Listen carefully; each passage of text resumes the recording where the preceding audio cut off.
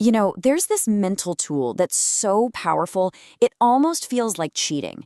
It's a really simple shift in how you think, but it helps you avoid some of the biggest mistakes, the ones you never even see coming. Basically, it's all about flipping your problems completely upside down. So let's get right into it. I mean, we've all been there, right?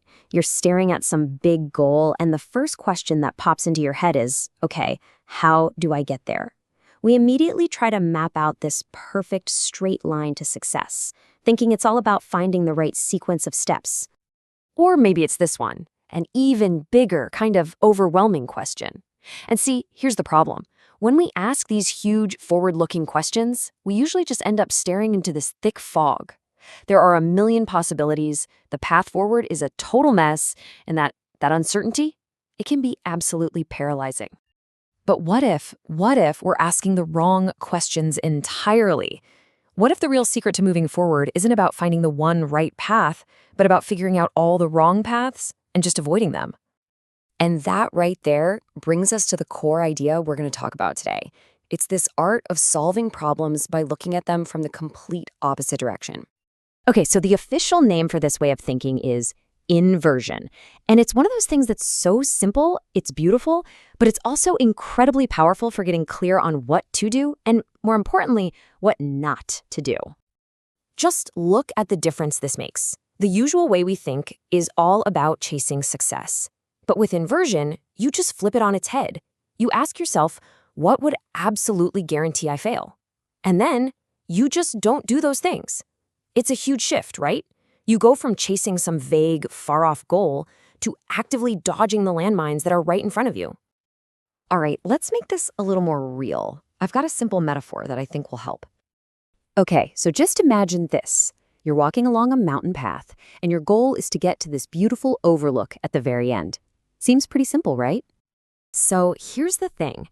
You don't actually need some perfect laminated step-by-step plan to reach that overlook.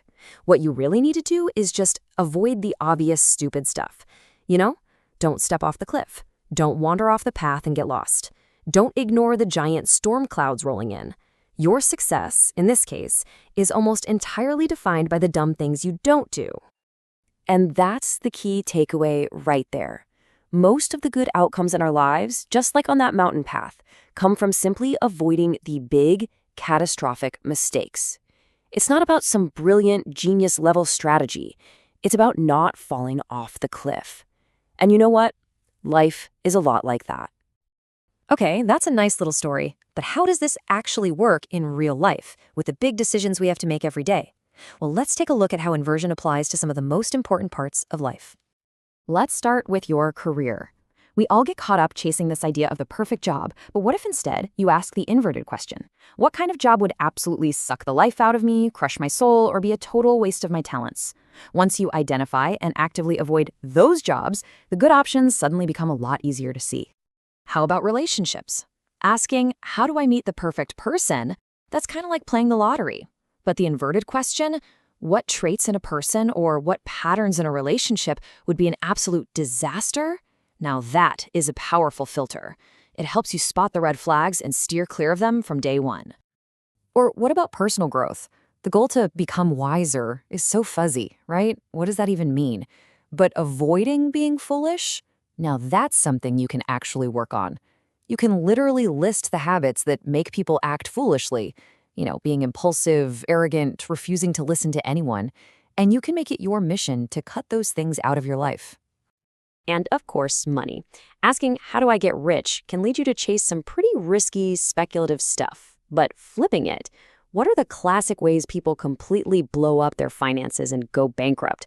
Well, that question points you to the real dangers you need to avoid, like mountains of debt, gambling on risky investments, or just living way beyond your means.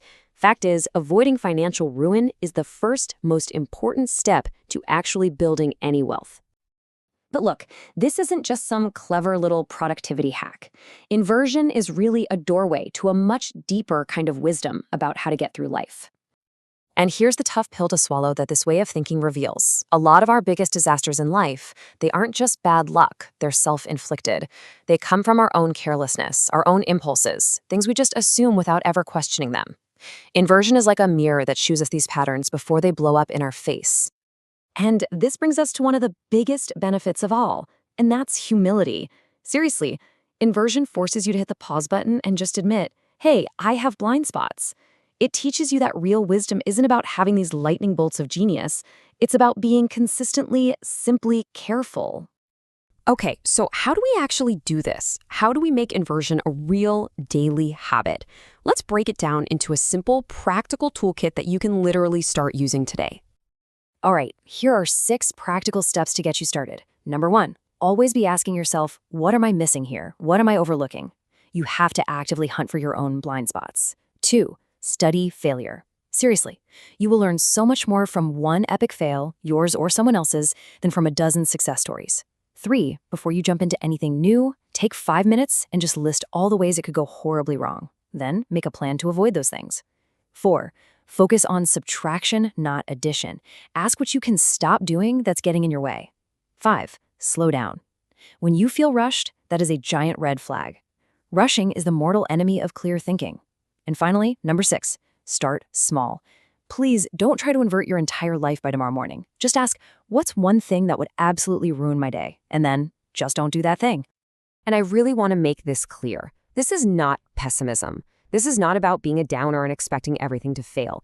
It's about precision. It's about being strategic. It's about walking through life with your eyes wide open, instead of constantly tripping over traps that, looking back, were so obviously there.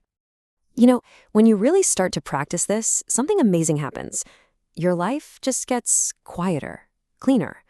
All the unnecessary drama just starts to melt away. You have fewer regrets. You stop making the same dumb mistakes again and again. And all of that clears up so much space for the stuff that truly matters. When you boil it all down, it's just one big idea. Look at every problem backwards first. But getting good at this one single mental move, man, it can have such a huge impact on the quality of your decisions and really on the quality of your entire life. Look, inversion is not going to hand you a treasure map that leads directly to happiness and success. No single idea can do that. But what it will do is maybe even more valuable.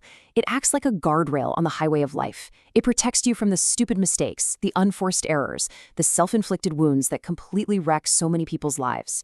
And you know what? Sometimes just staying on the road, that's the greatest wisdom there is.